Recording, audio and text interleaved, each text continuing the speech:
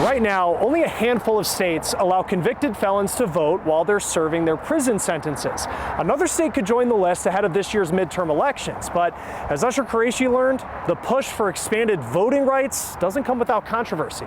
The lock hanging from a light in Ronaldo Hudson's apartment is a symbol and a reminder of the 37 years he spent behind bars. Every time I come in my kitchen or I turn on this light, I feel it. I'm like, nope, they'll never, ever, ever, because of my doing, lock me up again. In 1983, when Hudson was 19 years old, he took a man's life. I committed the act of murder robbery. I was a teenage drug addict who simply wanted to be high.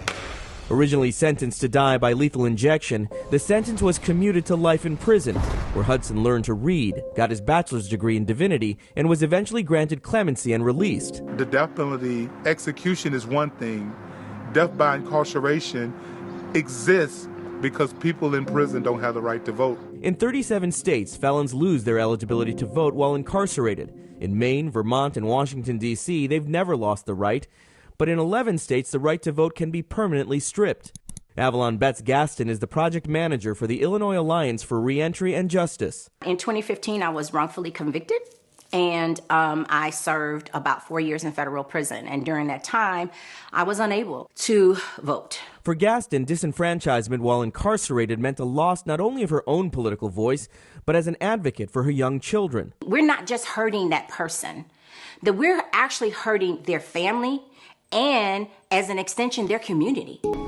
According to the Sentencing Project, in 2020, 5.2 million Americans were disenfranchised because of a felony conviction. Individuals who are in prison who've committed felonies are individuals who've shown basically a complete contempt for the laws and rules that all the rest of us have agreed on to govern our civil society. Hans von Spakovsky, a senior legal fellow at the conservative think tank The Heritage Foundation, says allowing inmates serving felony sentences to vote is bad policy. Judges and prosecutors are elected, and you're going to give individuals who break the law the ability to choose who those prosecutors and judges are. But Illinois is poised to restore those voting rights with Senate Bill 828, the Voting in Prison Bill. It's a bill that would re-enfranchise community members in prison. Ami Gandhi, senior counsel with Chicago Lawyers Committee for Civil Rights, a group supporting the bill, says it's about equity.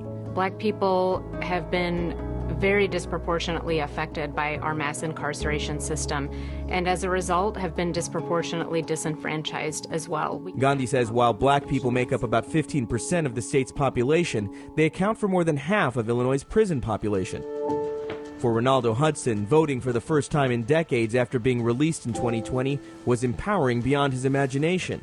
It was amazing, man. It was like, imagine dreaming of being a part of the electoral process, and then all of a sudden it just being put in your hands.